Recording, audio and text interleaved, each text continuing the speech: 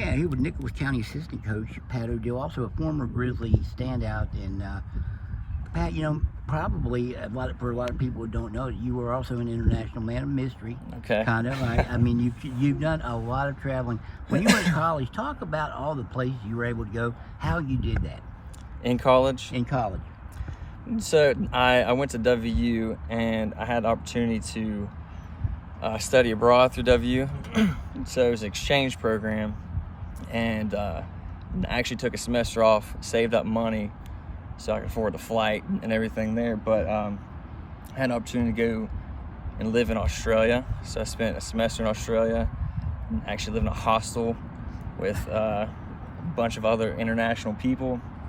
So Europeans, right? Yeah, and I got this experience, and I got the Australian experience, down under, and then I live with a bunch of Europeans. So I have a few friends from, Great Britain, United Kingdom, friends from Canada, Germany. You go there So, by yourself. Are you scared doing it? yeah, but I went by myself, and I'm always I feel like I'm a very social person, so just wherever you go, there's good people, and I've made friends along the way. When you were in college, what are all the different places you went? So in college, I went to Australia, and then I had friends that took off and went to Bali, Indonesia. So I spent like 10 days there. Tropical paradise. Went to New Zealand, which is probably the most epic place. Beautiful mountains and glaciers. So that was in college. And then I've been to other places since then. Can you talk about your James Bond experience? When you, I don't want to embarrass you, but yeah. So when I was in Australia, I went to Bali, Indonesia. I actually went with two German girls. One was a friend, but yeah, Girlfriend? I feel like I was like James Bond, chilling on a beach in Southeast Asia with two Germans. So that probably the greatest moment of my life. One of them. So what you're saying is they weren't hard on the eyes anyway. No, they're pretty girls. Yeah. And so you kind of felt, like I said, international man of mystery. Now you did some traveling too. That's where you fell in love with traveling, right? Yeah. So that's the thing. So if kids are watching this or whatever, if I actually played sports in college or at Fairmont, and I transferred to WU, but that's why I like teaching and coaching now. Is because a lot of people don't realize there's these opportunities and experiences that are available for them. So, there's more to life once you get out of high school, and kids need to learn about those opportunities, and they should take them, I think. When you were in high school playing football here, basketball here, baseball here, did you ever think you would be seeing some of the things you saw? Was travel always something you aspired to, or did it just kind of happen? I think I'm a very inquisitive person. I'm a very curious person. I've always liked history and then learned about cultures and stuff. So I had a dream of going to those places, and then you just get to the point, and it's like, well, I went to all those places literally by myself. So either they're not going to happen, or you can just go and do it. So I made ways to travel and do the things that I want to do and see the things I want to do. So what you're saying is any athlete out there that would like to, that has that inquisitive mind, there's ways to do it. Yeah, you can find a way. I mean, if you like, you can go teach someplace. If you like, I'm sure if you have a unique skill set, you can find a skill set to go and live and work in a place, or, make good money, save up, and go and do those things. Well, you said when you were in Australia, you worked several jobs, right? What were the different jobs you had when you were there? So actually, I went after I graduated school. I love when you went back, right? Yeah, I love the experience so much. I went to the city. I got a job working construction. This is in Melbourne? This is in Melbourne, Australia. Melbourne, as they say. So I worked construction in Melbourne, Australia for about a month, 2 months. And then after that, I went and worked on a cattle station. So I thought, hey, I can be an Australian cowboy.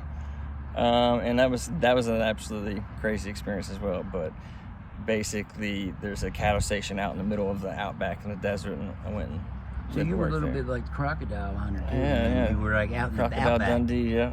Poor man's Crocodile Dundee, maybe. Crocodile Odell. Yeah. You said too that your sports kind of played a a factor over there? You were called the Michael Jordan. Well, I play with all my European friends who it would not hurt their feelings to say that they weren't that good at basketball. So I was like the one good, I had played basketball in the past. So you got them on your FaceTime here for your class to talk to. As well, yeah. So I'm still friends with some of them, and they've helped me out. Teach geography. So I've had them FaceTime. My buddy from Wells FaceTime to my class. So we learned about Wells, and he was able to talk about, growing up there, the culture there. And my buddy, who's actually from Scotland but now lives in Canada, did the same thing. So my kids loved that, and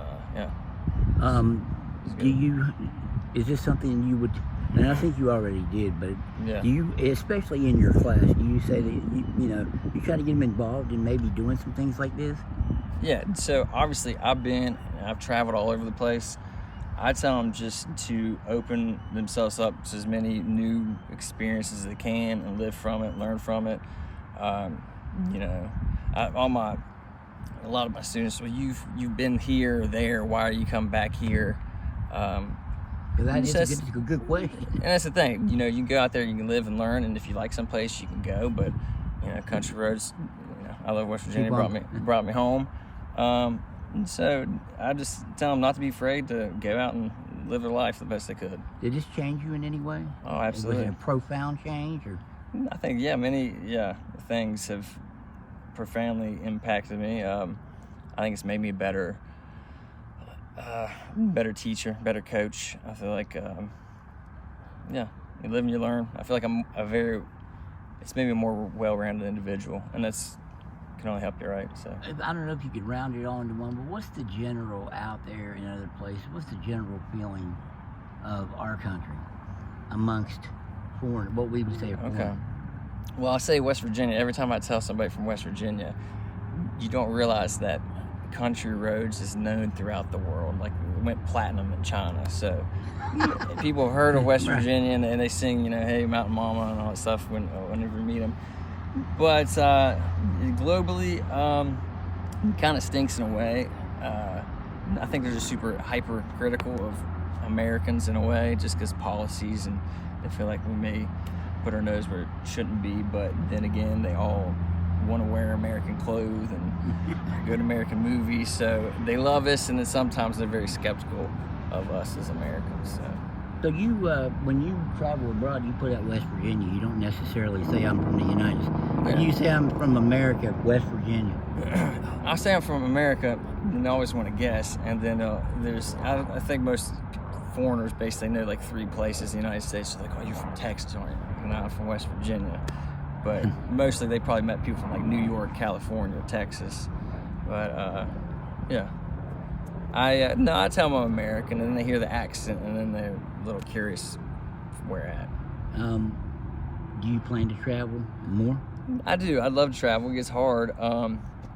Last summer I took off and went to Africa. Yeah, I went to Africa last summer. Wow. I'm pretty much broke right now. I'm fixing up my house. So if I can save up money, if opportunity presents itself, I would go, someplace. Are you still the only coach on this staff that can kick a ball from maybe the 30 and hit the upright?